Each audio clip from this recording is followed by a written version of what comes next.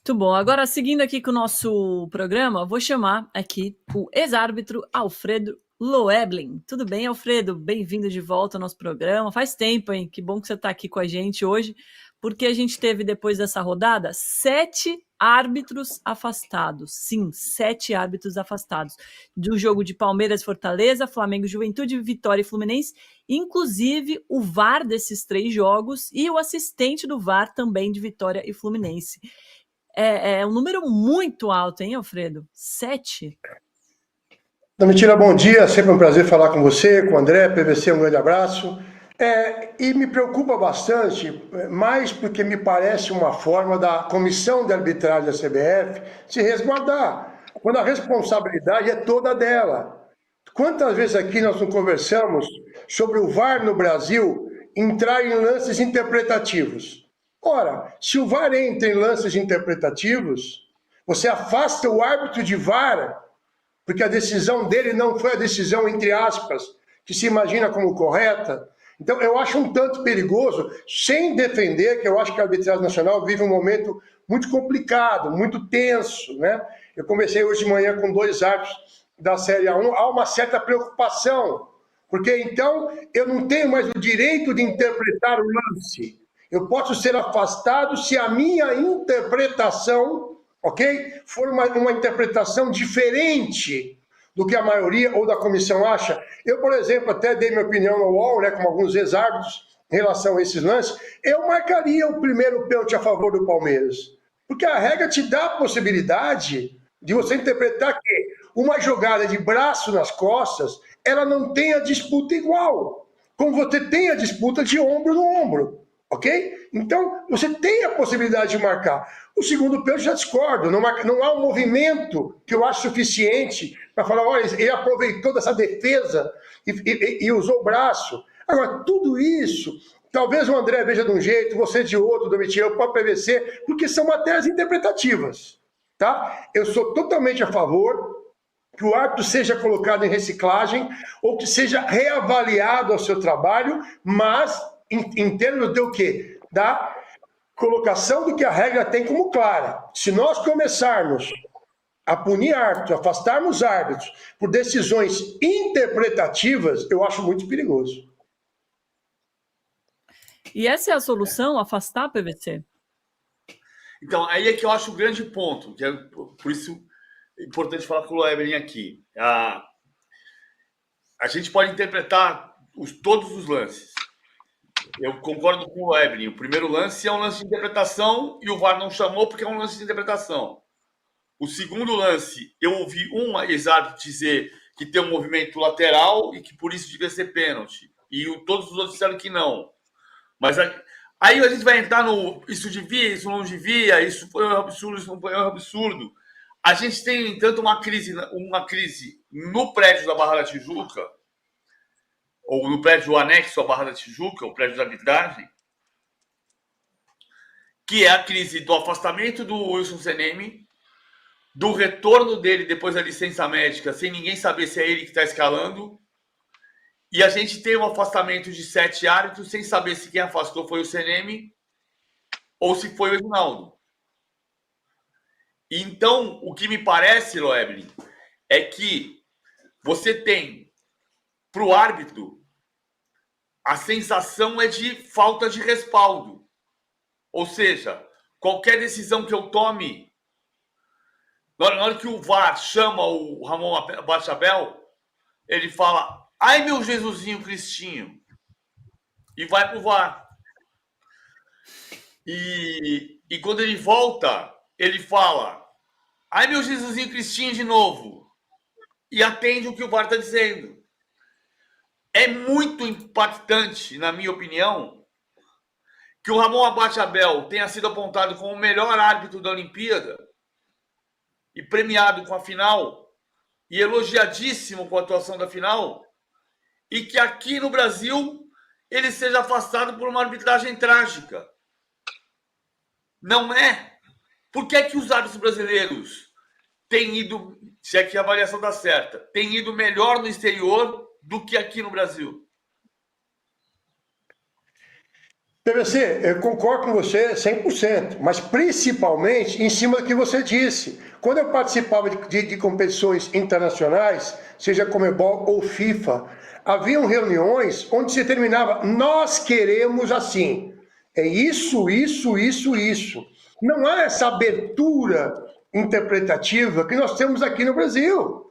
Quer dizer, o pênalti que o VAR não chamou, não, todo pênalti passa pelo VAR. Como o VAR concorda com a decisão de campo, ele não necessita que chame o árbitro, ok? No outro pênalti, não. Ele sugeriu uma revisão porque ele tinha uma interpretação diferente. Mas vamos voltar na questão de ser interpretativa. O que nós temos no Brasil é que nós abrimos um leque muito grande em relação ao protocolo de VAR, coisas que não estão no protocolo de VAR.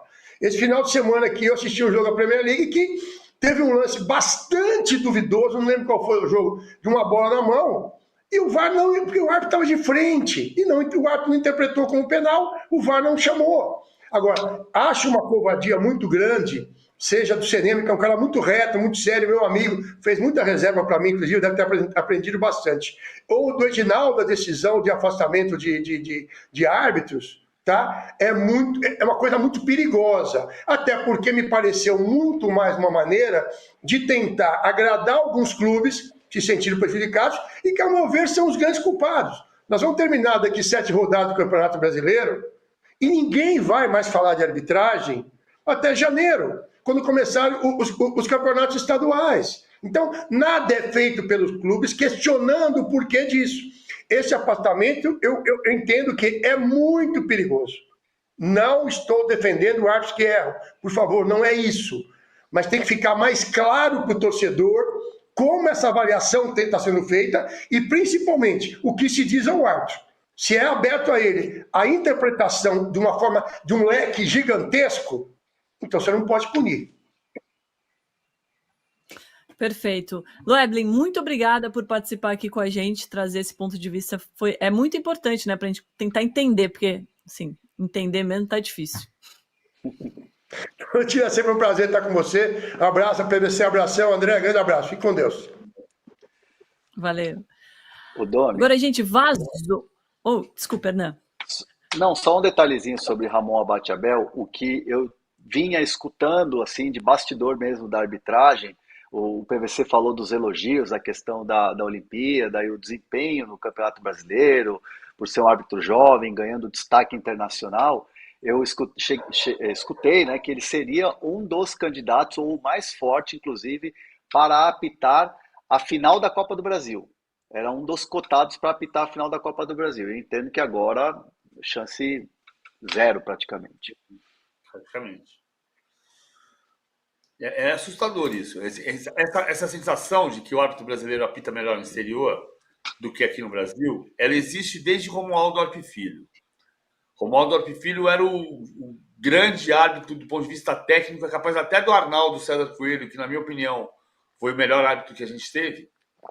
O Arnaldo tinha uma malícia que é do árbitro que apitou na praia, sabe? As histórias do Arnaldo de que ele fugia de briga no futebol de praia nadando, é muita experiência, sabe? De entendimento do jogo, de entendimento de quando você tem que usar a regra 18 do bom senso, e o entendimento de quando você tem que entender se o jogo precisa de mais ritmo ou menos ritmo.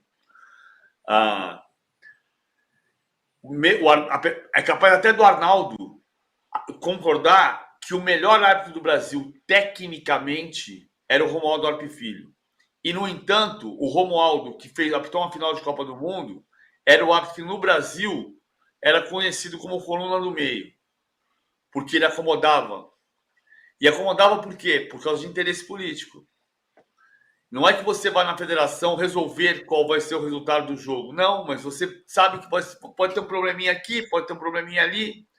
Hoje, o grande problema da arbitragem brasileira é a falta de respaldo. Eu vou dar um exemplo, eu estou falando demais, mas assim, semana passada teve um lance em Manchester City e Wolverhampton, que é um lance simbólico de como o árbitro tem que agir. Foi cobrar o escanteio, o Bernardo Silva estava na pequena área e o Grealish bate o escanteio Alguém bate o escanteio do Manchester City. E o Bernardo Silva está na pequena área, na frente do José Sá, goleiro do Wolverhampton. A bola está em jogo, o José Sá empurra o Bernardo Silva. Acho que a bola já estava em jogo. A bola chega na cabeça do Stones, o zagueiro que estava no primeiro pau já saiu. Então o Bernardo Silva está em posição de impedimento na frente do José Sá. O Stones cabeceia e faz o gol. O Bernardo Silva se abaixa. O Kavanagh, que é o árbitro, corre para o meio campo. O VAR sugere revisão. Você fala, ele vai marcar impedimento do Bernardo Silva. Mas, o Bernardo Silva se abaixou, ele não está no raio de visão do José Sá. O Kavanagh, no VAR, tinha 3 hipóteses. Se a bola estivesse em jogo, ele podia marcar pênalti do Bernardo Silva. A bola não estando em jogo, ele tinha mais 2 opções. Validar o gol do Stones, como ele tinha feito no campo, e anular por impedimento, porque supostamente o Bernardo Silva estava atrapalhando o raio de visão do José Sá. Ele validou o gol, porque ele teve confiança.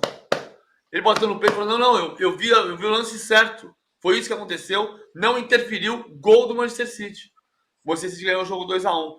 Sabe por que ele tem essa condição? Porque ele tem respaldo. Aqui não, o cara morre de medo. Ai, meu Jesusinho Cristinho, e agora? O que foi que eu vou fazer?